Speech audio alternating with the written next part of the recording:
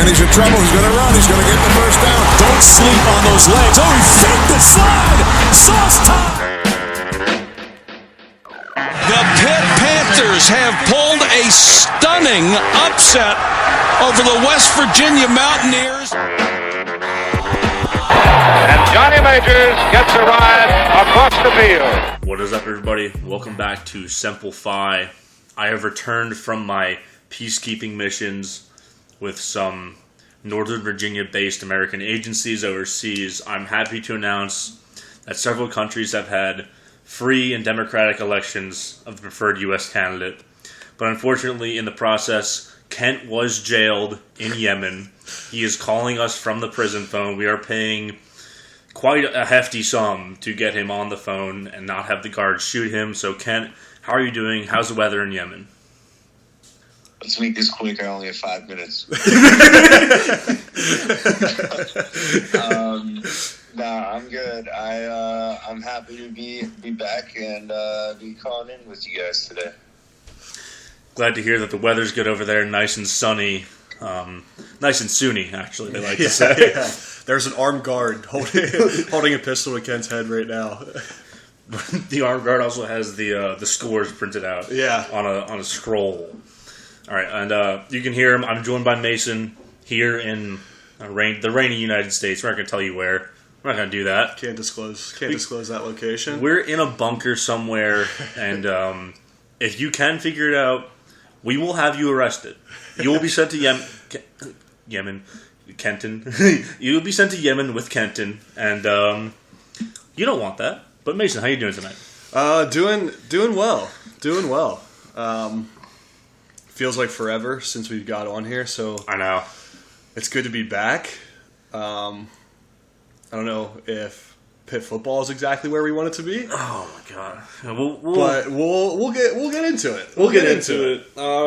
So going over the week that we missed, if you don't know what happened, I don't know why you're listening to this podcast about it, but the only thing I have to talk about that week is Tennessee beat Alabama, and we went to overtime with Tennessee. Well, with a backup quarterback and an offense that looks serviceable. I feel like we said this on the podcast for 4 or 5 straight weeks. How is this the same team? We'll get into that. So, with that programming note out of the way, let's get into the state of Pitt football. Off the bye week, well, the first news is that I think it was during the bye week, wide receiver Jalen Bradley announced he was entering the transfer portal. There were some unconfirmed reports. I saw some sayings about it that he got into trouble with the team and was dismissed but allowed to sort of transfer in dignity without that coming out. Mm-hmm. I think that's just rumors. I think there's at least some substance to those rumors because a lot of the talk about Jalen Bradley was that he had to focus on football more because he had the talent. But something happened. I won't trust anything in terms of like Pitt football news that comes from a tweet from Chris Peak, even though he did befuddle us with the Dior Johnson news. Yeah. But we're not a basketball podcast. Yeah. Yeah, that's a tough scene. He's like a sophomore. He's big too. I think that some of the comments that Narduzzi has made too, like obviously reporters have been asking about. He's getting grumpy about that, and he's just like, I'm done with that, which makes me think that it's not just a transfer, but there's definitely some deeper stuff going on. There's some. There. I believe his exact words are, "I'm done talking about it. You can go ask him." Mm-hmm. Which, yeah, there's some nasty stuff there, but he will inevitably go to, I don't know. I don't even know where he's from. I'd have to look it up. But probably go somewhere and do good things because that's what Pitt wide receivers do. I mean, Jordan Addison. Didn't he get hurt recently? Yeah, he was. He was hurt during the Utah game, right? Yeah. And they were on a bye week last week, so we don't know if he's going to be back anytime soon. But wishing the best for him because he's a snake, but that's our boy. Mm-hmm. He's Slytherin, but not like the Harry Potter house. Disavow Harry Potter. Also, in, I guess, transfer portal news, Zipper also Right, I wanted has to decommitted. I'll get to that. I think he took an official visit to a different school in the meantime, but Dadrian Zipper, the 3-star recruit, wide receiver out of Florida, has decommitted from Pitt's 2023 class. I believe that's the first decommitment we've had, but we'll get to the game. But one can't blame him for taking an official visit, then watching the Pitt game, and realizing maybe that's not such a great school to go to. I guess I'm not too concerned because there are like 3 other wide receivers in the class, but I'm concerned. Yeah. I'm concerned. Especially because I think his other best offer was like BYU. Right. That's what's the tough look. And people are going to say, oh, it's not people decommit all the time. Like, this happens. It's like, yeah, sure, but the current state of stuff definitely doesn't help that shit.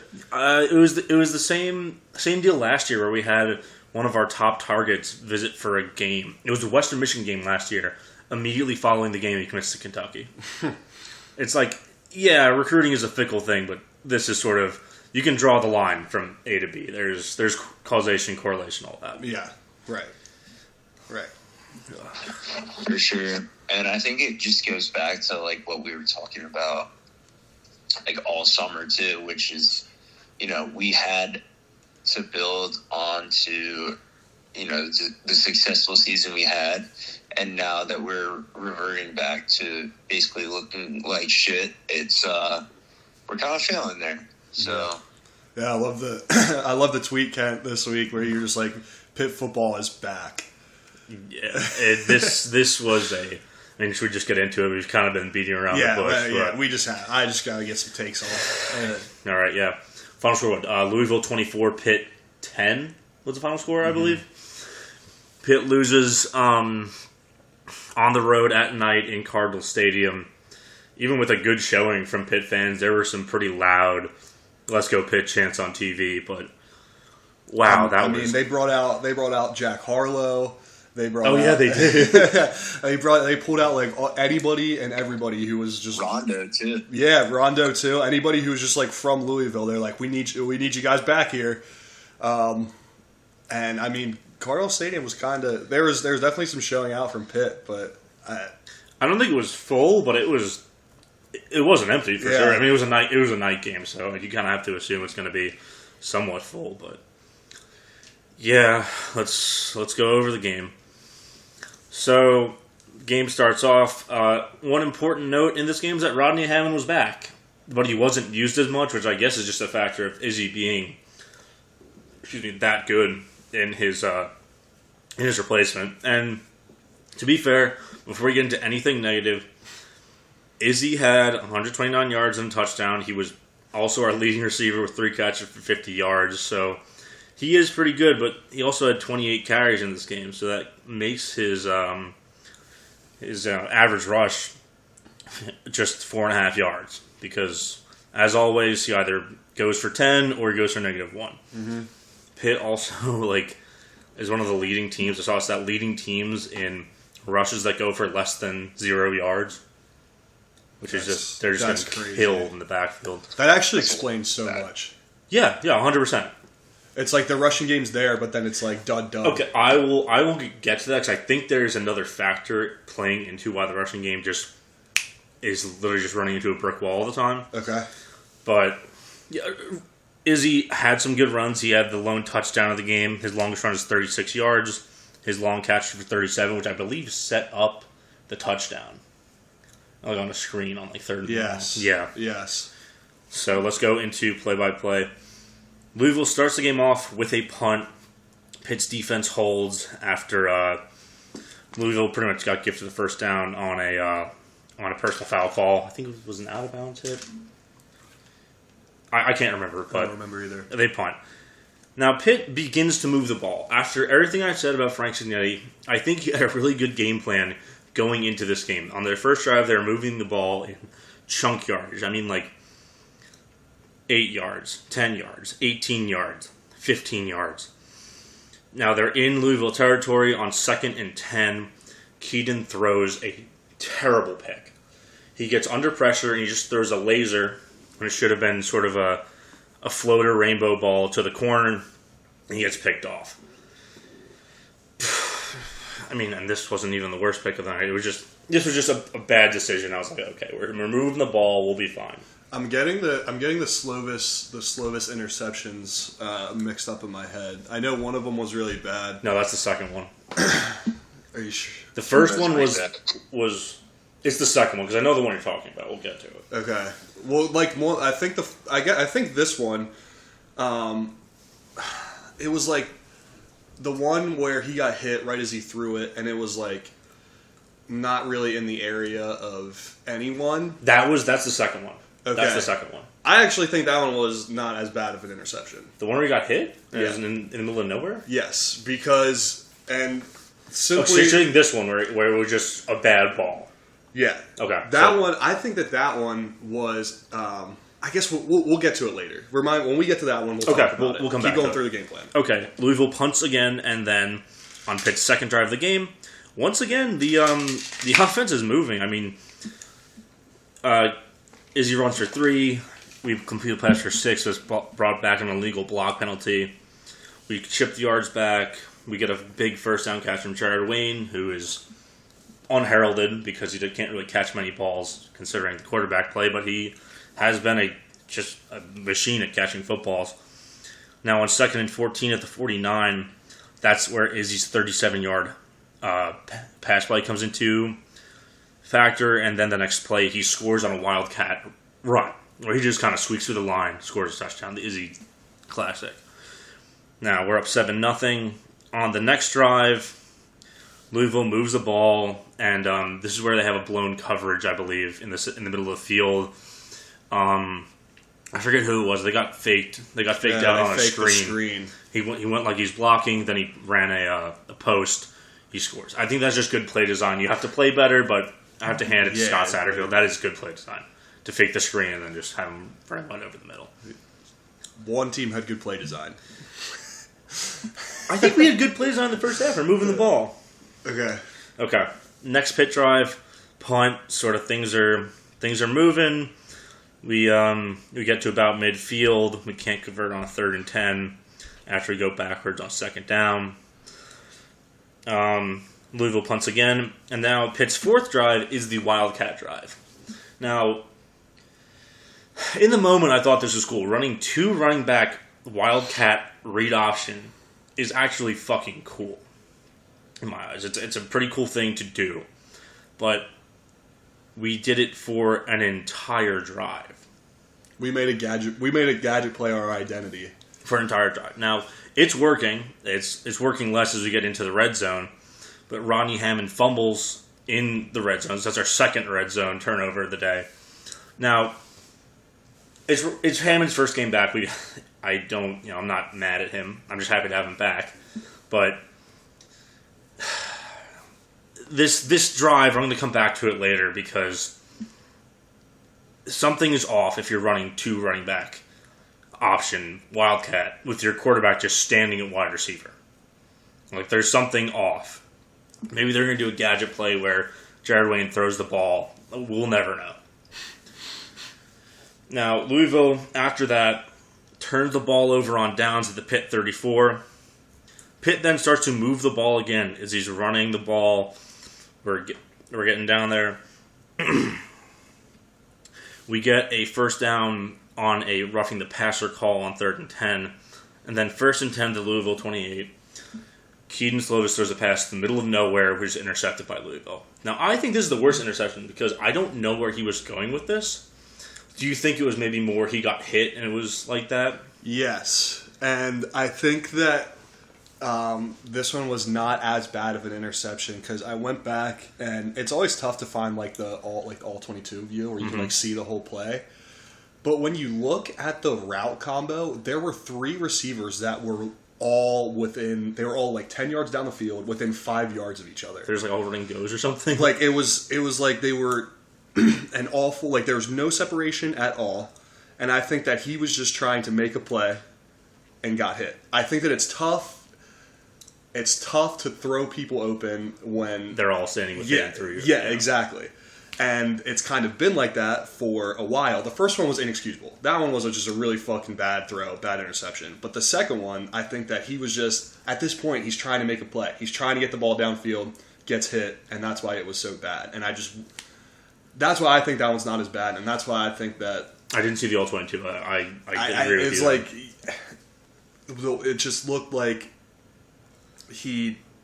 I was looking at it and I'm like, I don't fucking know where I would go with this ball. Like, I think he was just trying to not take a sack. He was trying to anticipate a little bit too much, and that if you're getting hit when you're throwing, that can happen. So that was my reasoning as to why this one was not as bad as the first one. But again, you just can't turn the ball over in the red zone. Yeah. And on that half of the field. I don't know if we were technically in the red zone. We were on the 28. We were just outside the red zone.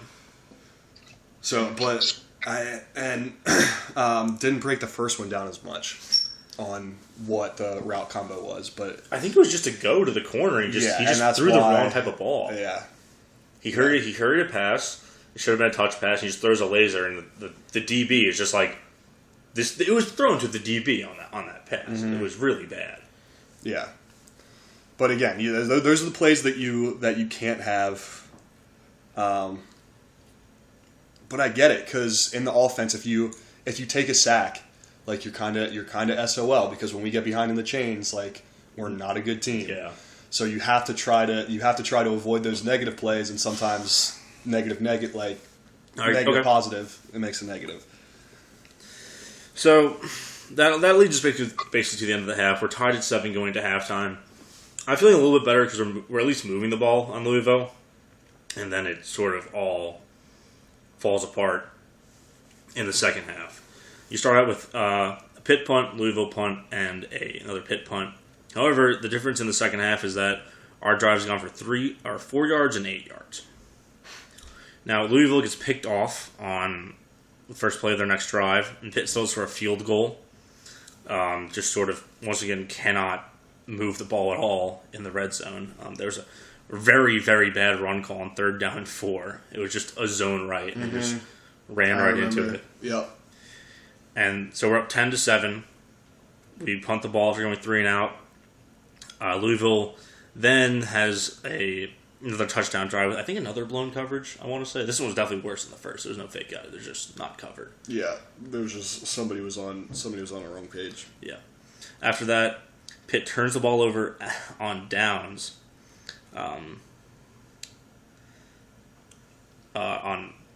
At the Louisville 35 on an incomplete pass. Louisville then marches down the field and hits a 48-yard field goal. And then on Pitt's basically last big drive of the game, it's, there's like maybe 4 minutes left in the game. We're down 7. The offense gets to the 50. Another roughing the passer brings us to inside Louisville territory at the 35. And then 1st and 15, Keaton Slovis gets blown up from the right side for a 59-yard fumble return touchdown. Basically game over. Pitt goes 0 yards on 4 plays on their last drive, and Louisville ends the game there 24-10. You gotta love when the right tackle just doesn't get out of there. Was that Zubovic or Bryson Taylor? I don't even just remember. Literally did not move. Yeah, literally just did not move. Yeah, that was disgusting. But a couple things. One, I didn't get to chime in on the interceptions, but I missed the entire first half. I was out to dinner, but watching the replays, were both horrible. Second half, let me ask you, their last possession when they get that field goal, it really looked like on that third down conversion, I believe. The deep ball along the right sideline that they reviewed, his foot was out of bounds. Oh my god! Oh yeah, how do we even forget that? Yes, yeah, that was like the most blatant. It was the most blatant thing ever. Call. Literally, all right. So, and that also makes me mad because it's like you think back to the Tennessee game, and Jared Wayne's foot is inbounds, and then his heel comes out, steps on the line out of bounds, and that's like clearly that was worse than that. Yeah, because it was just his toes. It was half in, half out. He was clearly out. Yeah, it was clearly out of bounds, and they review it, and they keep the call on the field, which was BS. They get points out of it, use more clock, and then I don't know what you guys thought about the Keaton fumble. I mean, they were reviewing it. I could have seen them. It was clearly a fumble. That to a forward pass. So both those calls go against us. Yeah, I think the fumble was pretty black and white. Like, he got blown up. Ball didn't really go forward. I think I think if he had gone a little bit farther in his throwing motion, it could have been sort of a gray area call. But he was like just starting his forward motion of the arm, so they're always going to call that a fumble. Yeah, the catch on the sideline was way worse though. Yeah. I mean, it shouldn't have to come down to it shouldn't have been a game where we had to have the refs make a call to save us. No, because we should have been up by 2 scores at halftime. Exactly. So that's what makes that even worse. Yeah, no. In no way am I putting this game on the refs. I'm just saying that definitely didn't help us. It's a call. I mean, you can't blame the refs, but that's not even that's a call that I think if you ask the majority of people, like if you took Pitt fans out, if you took Louisville fans out of the conversation and just asked the general public, 90% of people say that that's out. Yeah. Actually, 98% of people say that that's out. For sure. The 2% were just wearing black and white on Saturday. Yeah. Even the announcers were like, okay, even the announcers, and I will say, I don't like ACC Network. I feel like they just gas up every team that Pitt plays, whether it's an FCS opponent or an ACC opponent. I'm getting sick of them, but even they, in their self-perceived bias from me, were like, that's not the right call. Mm-hmm. Yeah, that one was so bad, and it was at such a pivotal time too. Like, we would have gotten the ball back and had more time. I mean, once again, none of this game should have come down to the fourth quarter because of 3 red zone / near red zone turnovers in the first half. That once we missed those, I mean, Jesus, it was just. I think after that second Keaton interception too, and I guess, and I'll bring this back to the Wildcat drive. They don't have any faith in Keaton Slovis, and he's given them no reason for any faith. He now has 5 touchdowns, 5 picks on the year. You add in fumbles, he himself is at a negative turnover ratio to touchdowns. He's not making the right reads. He's consistently making some pretty bad reads. So, and then I think the number one thing that I don't think gets covered enough is that Keaton Slovis is terrible when he's under pressure. Mm-hmm. His QBR under pressure, they showed it during the game, was 38. Probably went down since then because of the picks and the fumble. But I mean, he's a statue in the pocket. He can't really move. He doesn't have any really sort of sneaky running ability that even Kenny, who is quote unquote college athletic, could have gotten out of those pockets. And because he's so terrible under pressure, he's so terrible under distress because he can't escape any sacks, they're just going to bring 6 or 7 guys every play, and they know we can't block them. The offensive line, and I want to get to the offensive line later, but they obviously haven't been playing up to their standards. Carter Warren is now out for the year. I believe they're starting left tackle. So we're down him. We're down to 2, I believe a junior and a sophomore at the tackles. And it's starting to show. I mean, they just bring pressure, and if it's a run play, they'll just tackle him behind the line. And if it's a pass play, they're just going to hurry Keaton into a bad throw or a pick. And at this point, I don't really know what you can do because, I mean, very clearly, unless we fart out a win against UNC and they end up losing more, we're not going to win the division. We're clearly not going to compete with Clemson for the ACC title. I mean, this is looking like I'm looking at the schedule. We might be struggling to even get 6 wins against some teams that are better than we thought coming into the season. And at this point, I just don't get. I mean, one, obviously, Cignetti's game plan was good for maybe a couple drives. That sort of went to shit. And we've complained about him all season. But even so, why are you still starting Keaton? Why aren't you starting somebody else to help you win these games? Because he clearly isn't. And the fact that you have a drive where you are running Wildcat the entire time, there's not even a threat of passing. You don't do that if you have faith in your starting quarterback. Like Mason said, that's a gadget play. And we made an entire drive out of it because we know our quarterback sucks shit. And what makes me so pissed about this is that there's a parallel in the Clemson game on Saturday, where DJ Uyunglele was terrible for about 2.5 quarters. And Dabo pulls him because he sucks. And Cade Klubnik, their 5-star freshman, comes in and they win the game. Now, part of that is that they figured out the Syracuse offense and they only ran Sean Tucker 5 times. So that's real smart by them. But, you know, their defense stepped up, and all of a sudden, Cade Klubnik isn't making those terrible plays that DJ is. I mean, I saw the interception before he got benched. It was absolutely awful. It looked like one of Keaton's. And they benched him because Dabo, for all the shit I'll give him for being a weird little asshole, is a good coach. And even though I don't agree with him saying that DJ's still our guy, I think you should just go to Cade at this point. Narduzzi after the game was like, yeah, Keaton's still our guy. He's still the best quarterback on the roster. I don't believe you. Yeah, I mean, so Clemson's a little bit different when you have a 5-star QB sitting behind them. Okay, the 5-star element is... The concept is there. The concept is there that we... So, okay, Narduzzi says it's not Keaton's fault. He's our quarterback. Then that implies that, well, something needs to happen here with Cignetti. Nothing's happening here with Cignetti. It's like what is it? Something's got to give. Something's got to be different, and it's the same thing every week. That's the most frustrating part to me, is that it's just we're not adjusting. That's literally the nature of college football, is that it's always evolving, and we have to. One, we have an offense that's not very evolved, and now we can't make the adjustments, and it's come back to hurt us several times now. And I don't really even care if it's somebody more involved in the play calling other than Cignetti, if it's a different look at quarterback, but we have to do something different because it's getting old. It's getting real old.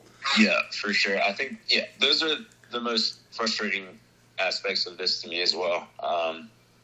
The fact that it just seems like we're just going to keep doing the same thing over and over again and expecting different results. Yeah, like you said, something's got to give. We got to change something up, or we're just going to keep scoring 10 points unless Izzy can, run for 400 yards, essentially. That was like low-key the difference, too, is that his chunk plays weren't touchdowns this week. Yeah. Against Virginia Tech, when he would break a run, it was a touchdown, and we got away with that. And now it looked like Louisville just did a better job of rallying to the ball in the secondary, and that was on the screen pass. That was the difference on some of those long runs. That was the difference, because when we can't hit those home runs, we are flat.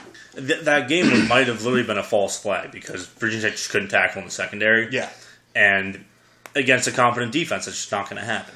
Right. And I don't even know what the fix is. I mean, I still think that Cignetti has to go because scoring 10 points against a Louisville team that gave up 31 to every single ACC opponent that they've played so far is awful.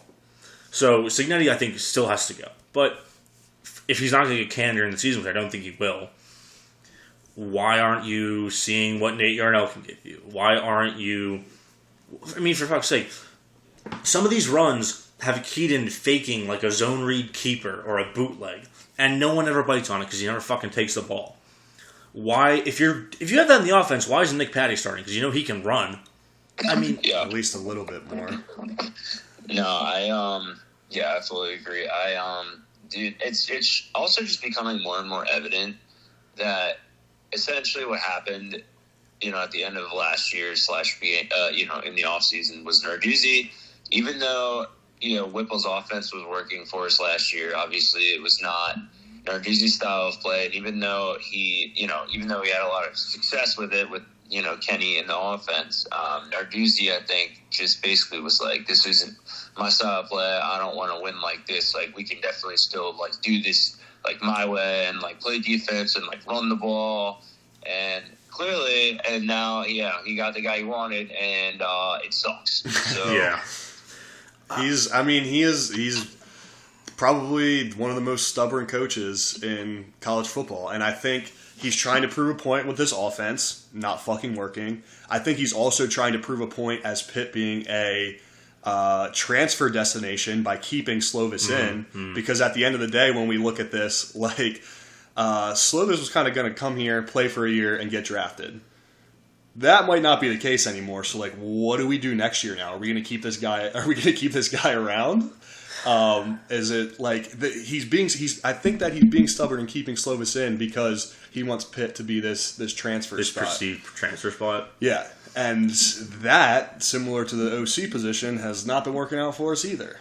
I mean, and the stubbornness is just tough. To go back to the OC hire, I mean, we know we've been told that Whipple and Narduzzi were pretty much actively fighting with each other towards the end of last season.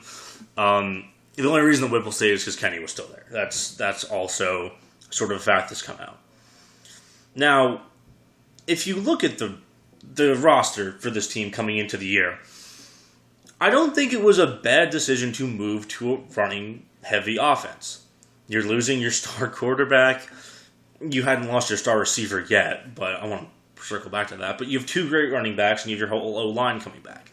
I think that the move to a running offense isn't. It has some merit to it, but you hired the wrong guy. Like, you just didn't hire someone creative. Like, if you want to hire someone creative, I mean, fuck it, go try and steal Wake Forest offensive coordinator. Go hire their run game coordinator with a bigger salary and tell him to go run this offense.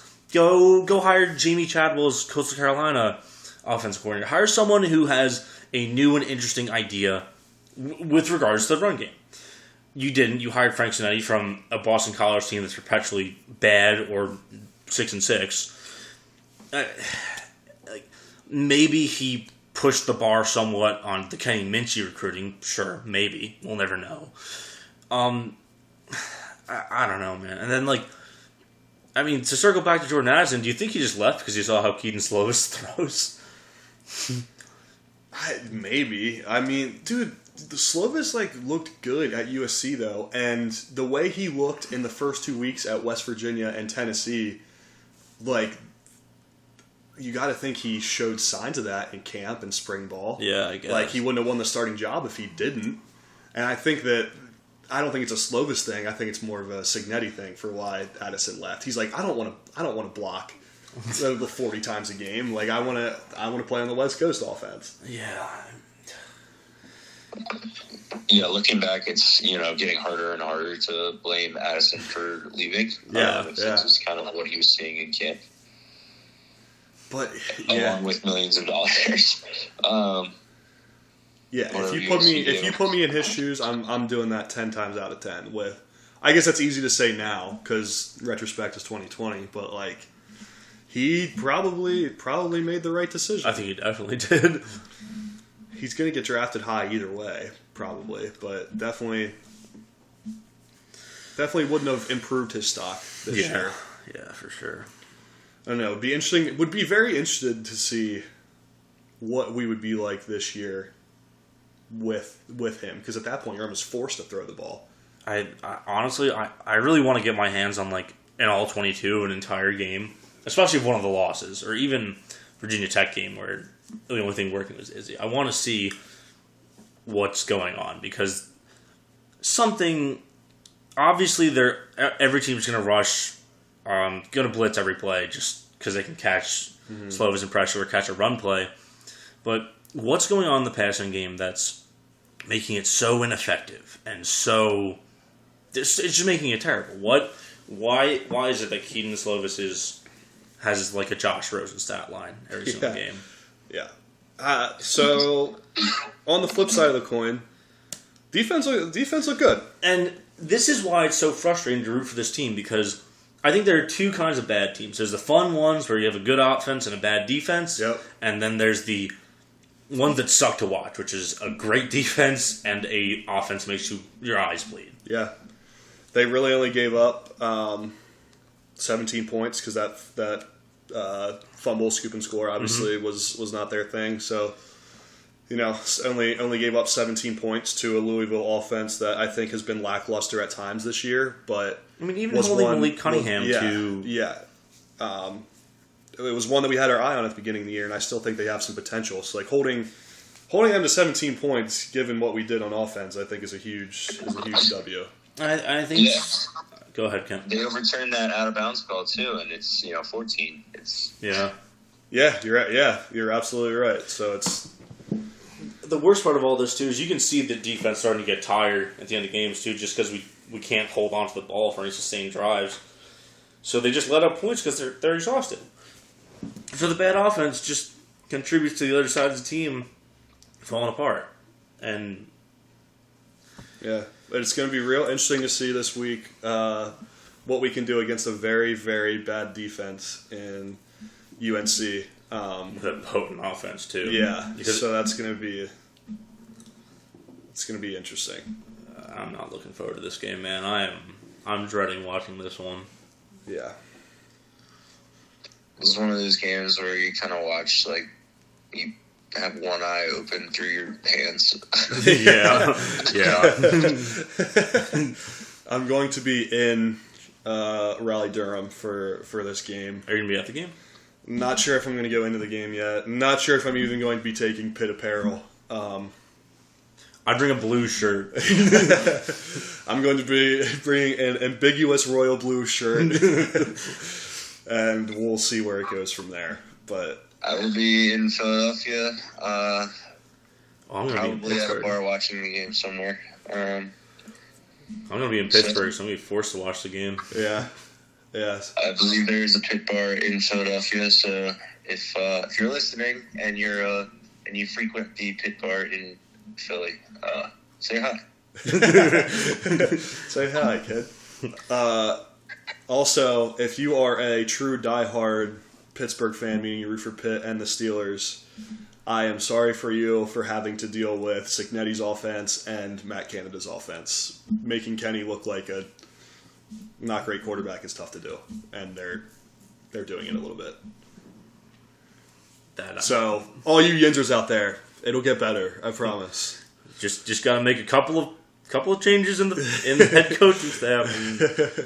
I'm picturing like Cignetti and Matt Canada just like brainstorming offensive plays, and they're like inventing the forward pass. Bro, they're having a mid-off. Yeah.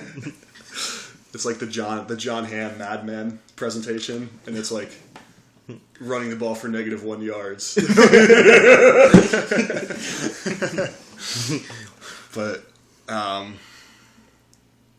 right, let's talk other ACC games, please. We'll move on with one last thing. We ran a poll this week, as we always do, of who should be the Pitt starting quarterback moving forward for the rest of the season. 3 options were Keaton, Nick Patty, and Nate Yarnell. Nate Yarnell wins with 75% of the vote. Nick Patty had 25. Keaton had 0. So I'm at least pleased to announce that our listeners know ball. But who would you guys start? I was a Patty guy. Just because every time he's come into the game, he's a gamer. He's a fucking gamer. He keeping us in the game in Tennessee on a sprained ankle, huge. I just think he's gritty. I think he can move a little bit better than Yarnell can, which what we said about some of those read option things and immobility in the pocket, he doesn't really fix, and you have to protect him better. Mm-hmm. So I just think that Patty gives us the best chance to win in that aspect of getting a little bit more mobile back there. But I understand wanting to see the young guy too. But that's my pick. It was Patty. I also said Nick Patty, and I stand by that. I think you definitely go with the more experienced guy, more mobile guy. I also think Nick Patty, if he was actually given the chance to start, would play his ass off. Mm-hmm. I think he really wants it right now, and I think he's kind of obviously he's been there a long time. He wants to start. He wants to have another opportunity. The only issue is, though, it seems like he has trouble staying healthy when he actually does get a chance. So, I mean, even if he does come in and, he gets hurt, then Yarnell can get a chance also. So. Yeah. I think I agree with you guys that I think Nick Patty gives us the best chance to still have a good season. Yeah.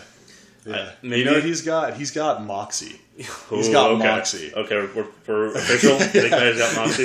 Yeah. I think I kind of agree with that.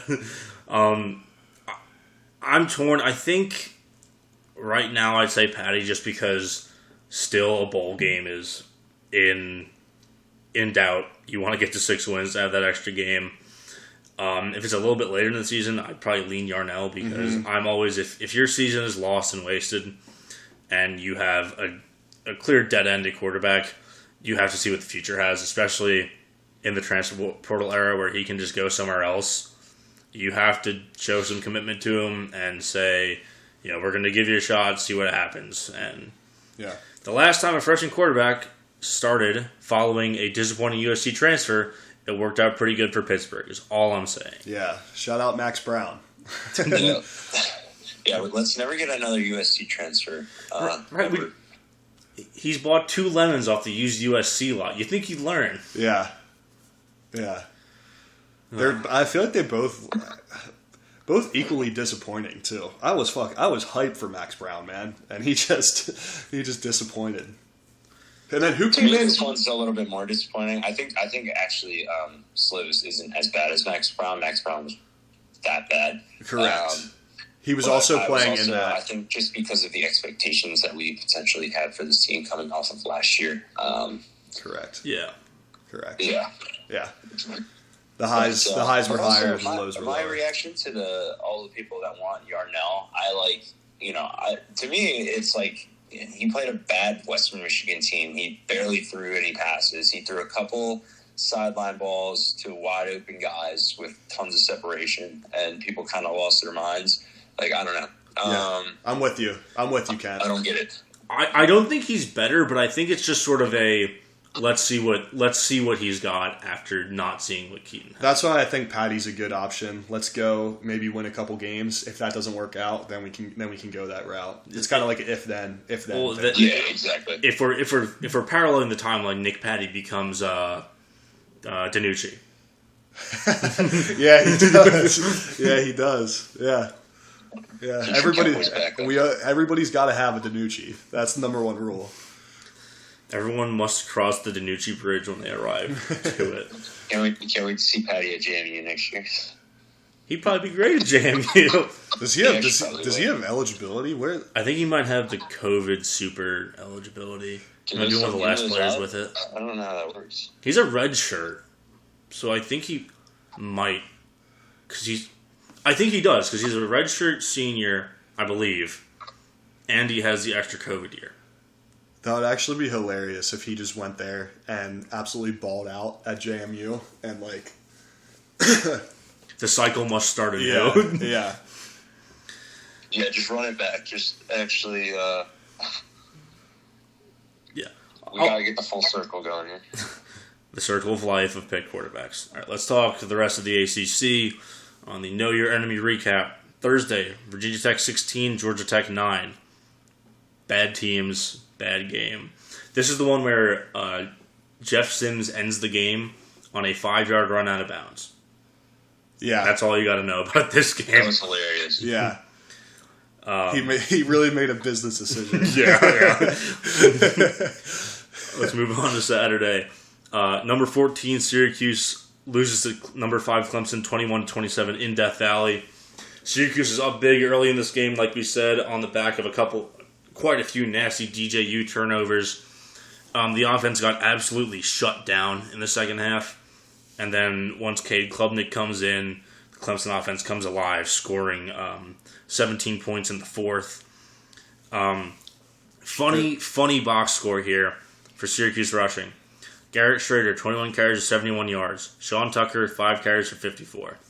Yeah. I think I found the problem with your offense there, guys. Yeah. I guess I didn't watch this game too intently. It just didn't work out for what I was doing on Saturday. But apparently there were some questionable calls at the end of the game that kind of helped Clemson out. Yeah. It seemed like there was a late hit they called on Syracuse that I thought was a little questionable, but they're going to call it every time. And then they basically just had the same play happen to Syracuse and didn't get called. Yeah. the ACC execs were sitting at Buffalo Wild Wings pulling the we need Clemson in the playoff lever, and we can't. They're turning the referee dial until the screen lights up playoff Clemson. Yeah, no, the refs really handed that to them, at a very, crucial part of the game. Syracuse still up. Clemson drives. They have a 3rd and long, and Klubnik runs for about 4 yards, steps out of bounds, and as he's going out of bounds, gets hit. Not even that hard. They throw the flag, give him the first down. They give him another flag on that drive. Keeps the chains moving. They end up scoring. And then on the ensuing possession, literally, it was much worse of a roughing, late hit out of bounds on the Syracuse QB, and they just keep the flag in their pocket. Yeah, because the Clemson one was he steps out of bounds at the last second, and the Syracuse guy just has momentum and hits him.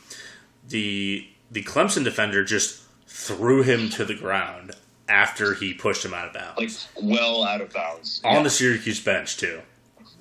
So. And that would have given them, that was on 3rd down for them too, so no flag, they end up punting, would have given them a first down, could have, it really, it changed the entire game. Yeah. It'll be, I think now officially, Clemson's pretty much locked up to win that side, right? They really, really shouldn't. They'd have to lose back-to-back, Louisville at home, Miami at home. Yeah, so they'll be winning that side. Yeah, probably a 12-0 too. Yeah, and a Miami team that Let's get to that game. Duke 45, Miami 21. Good God! Duke players are breaking the U on their knees. That was so cool. By the way, Pitt did that in 2017. Really? Yeah. I don't remember that. I don't remember it either, but someone posted pictures of it and they actually were doing. They were doing the U's down too, but they were doing the breaking of. I think Dwayne Hendricks, that's a guy. I remember a guy broke the U over his knee. But this game had, I believe, 8 Miami turnovers, which I want to say is an FBS record. There's got to be a game somewhere back in 1920 that. I don't know if that count as FBS, but it was the most recent one was 7, so it's at least a record since X year. Since real football's been played. Yeah, post-integration. Yeah. That's crazy. Tyler Van Dyke got hurt in this game. Miami brought it to... They led by 3 in the 3rd, and then Duke just killed them. Dude, I picked Duke in this game because they were a little bit feisty against UNC. They've played these ACC schools tough. Then they fucked on Miami. They killed them. They straight up killed them. And good God, they've got to be having some buyer's remorse about Mario Cristobal. The team looks soft. The Josh Gaddis offense looks terrible. There was I don't know if you guys saw this. There was a tweet from one of the players' moms. And, it's all around just a funny story. So, she says that Josh Gaddis was, screaming at players in the locker room, which, it's after a loss. You're going to do that. Yeah. But he called one guy the worst player ever. And then the recruit's mom tweeted about it. It's how are you going to do this to your own players? So, number 1, never cry to your mom about what happens in football. Always a bad look. But number 2, Josh Gaddis should be forced by a military tribunal to return his Broyles Award from last season. Yeah, it's tough look down there. This was in Miami. Yeah, that's tough. Terrible crowd there too, by the way. That's tough. Awful. Always is. That was a surprising game for me though. Yeah, for sure. And then the other game, Wake Forest beats Boston College 43-15. That's just what Wake Forest does. That's just what Boston College does. Let's move to the rest of college football coming out of Week 8. Ohio State cruises after sort of struggling on offense in the first half. They beat Ohio State 54-10. Ohio State beats Iowa 54-10. I guess they just couldn't crack 55 put up by the prolific Iowa offense just a couple years ago. Shame to see Ohio State really just not perform up to expectations like that. Yeah, I took the under in this game just because I didn't think Iowa was going to score a single point. But But Ohio State said, "Fuck you, Mason. We're just going to go ahead and take care of that shit ourselves." Let me see. This wasn't like a huge weekend. Big upset. Number 7 Ole Miss loses 45-20 to LSU. I don't know what to think about LSU. They're good some weeks and they're terrible some other weeks, but I think Ole Miss was probably the most fraudulent undefeated team. Absolutely. In the nation. Absolutely. This was one that it was like number 7, air quote. Yeah, really. Like they were hiding a little bit behind their SEC schedule. Was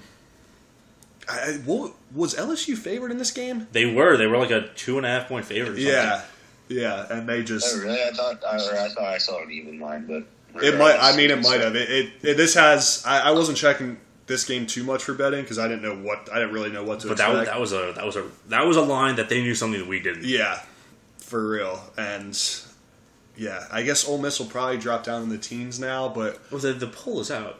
I'll pull it up afterwards. But okay. The poll is out. We'll talk it. But yeah, they were never really the 7th best team in the country. For sure.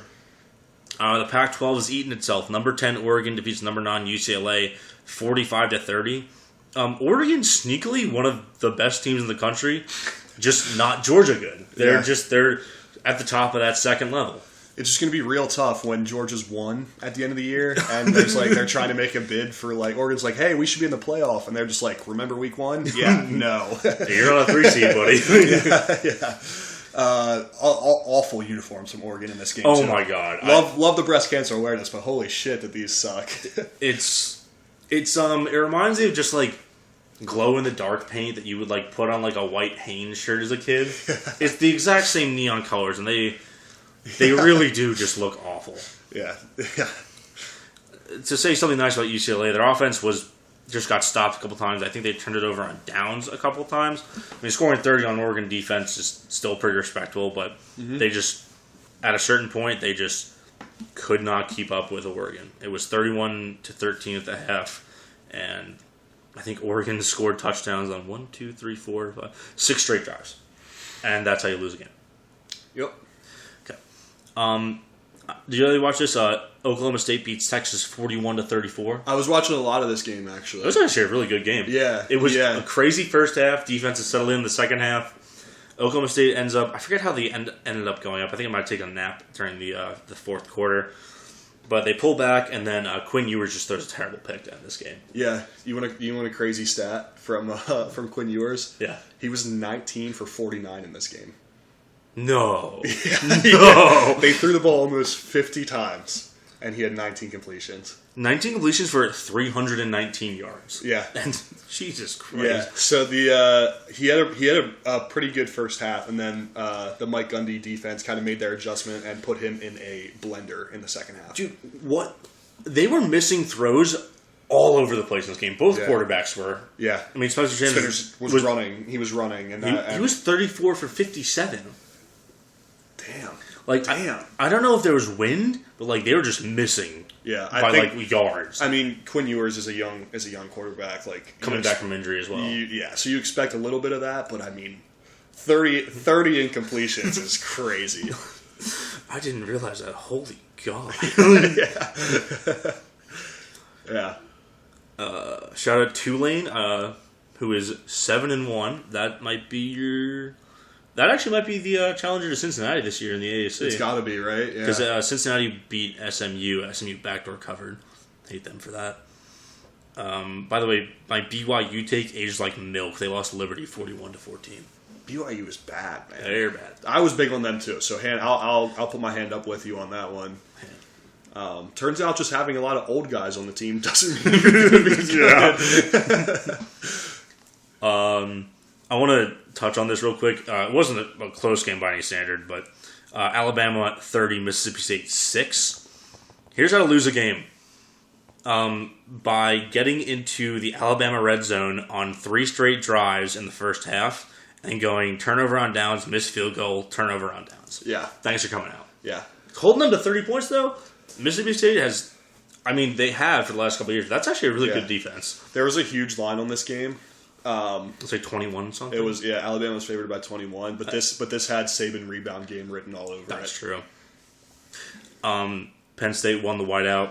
Whatever. Was against Ohio State. We'll see you next week. Yeah. And then one of the most surprising undefeated teams left in the country, number 8 TCU. Wait, one quick thing about Penn State? About Penn State. That is kind of scary that the last time they beat Ohio State, they went and got throttled by Michigan, bounced back against Minnesota, and then came and beat Ohio State in like the same exact order in Happy Valley. So it's like not the last time, because the last time was coming off the Pitt loss. That was the last time they beat him. It might have been maybe like a time before, but the 2017 was like week 3, and that was coming off week 3 or 4. Was coming off the Pitt loss in Hines. That was the blocked field goal game. They played them that early in the season? Yeah, it was like it might have been like week 5 or 6. Are you sure? We'll fact check that, but I'm pretty sure there's some okay, maybe it wasn't the last time, but maybe in a previous year. I'll have to fact check that. I might have skipped over a time that was 2016, right? Maybe I'm thinking of an earlier time than that. It was 2016 because that was the year they won the Big Ten and went to the Rose Bowl and played that crazy game against USC. And Saquon went off. And, yeah. All right, let me set schedule. That was the Sam Darnold USC team. Yeah. Oh, you are right. They lost 49-10 to Michigan. They didn't throttle Minnesota. So they had a bounce back game. They won by 3 in overtime, 29-26. They beat Maryland in between that, and then they had the blocked touchdown game. Oh, this was in late October. I was making that up. I thought it was much earlier in the season, but you are right. Yeah. Okay, all right. Ohio State, you've been put on upset alert. Not by me, by Mason. And to be clear, I do not want this to happen. I'm just telling you what the streets are saying. Actually, it would be really good for Michigan. Yeah, I guess. Yeah. Whatever. Let's keep Penn State out of the playoff, though. Absolutely. And then the last game I wanted to touch on is, I think the most surprising undefeated left in the nation is number 8 TCU beats Kansas State 38-28. TCU just keeps doing their thing. I will have one caveat about this game, is that Kansas State was on its 3rd string quarterback. Yeah. But, hey, you win the games, you never apologize. Kind of been the MO for TCU. They've played against a lot of backup quarterbacks. And I mean, the Dylan Gabriel. Kansas did. He went down halfway through. They had Jason Bean for the majority of the second half. I don't think they had a bad quarterback against. Did they face a backup against Oklahoma State? No. That was also an overtime game, so that was also another close game. But I mean, I'm just saying they're good, but they've had some help. And I'm gonna be honest, they got through the tough part of their schedule. They beat Oklahoma, Kansas, OK State, and Kansas State. Their next 5 are West Virginia on the road, Texas Tech at home, big having them at home, at Texas, which is probably the hardest game left, at Baylor, which Baylor has certainly underperformed this year, and then Iowa State at home. We could be looking at undefeated TCU. I'm going to be honest. That'd be crazy. Yeah. Feels like 2012. And they're going to be left out of the playoff for, let's see, Ohio State again. Yeah. As they probably should be, let's be honest. But it's cool. Ken, were you watching any other games this weekend that we missed? No. I mean, I was also pretty busy this weekend. I got to catch, the games that we kind of already talked about, but nothing else. Oh, one more thing, TCU. Did you guys see they have the Hypnotoad on the I saw you tweet that. I saw you tweet that. Oh, I did see that. Yeah. That's fucking cool. I love that. Some intern is in there cooking with the Hypnotoad. And they got all in like the alternate colors from like their like blood frog uniforms. That's so fucking cool. Yeah, man. I love that shit. All right, I think that about covers everything, right? This one's gone on pretty long for a recap episode. Yeah. Well, as always, thank you for tuning in. This has been the Simplified Podcast. We will be back to preview Pitt's next game, as unfortunately we do have to watch them again this coming up weekend. Please, if you like the show, make sure to follow us, rate us 5 stars, leave a review. Tell a friend, tell a coworker, tell your family, tell your person you're working on with a project in school right now. Tell the janitor, tell your Starbucks barista.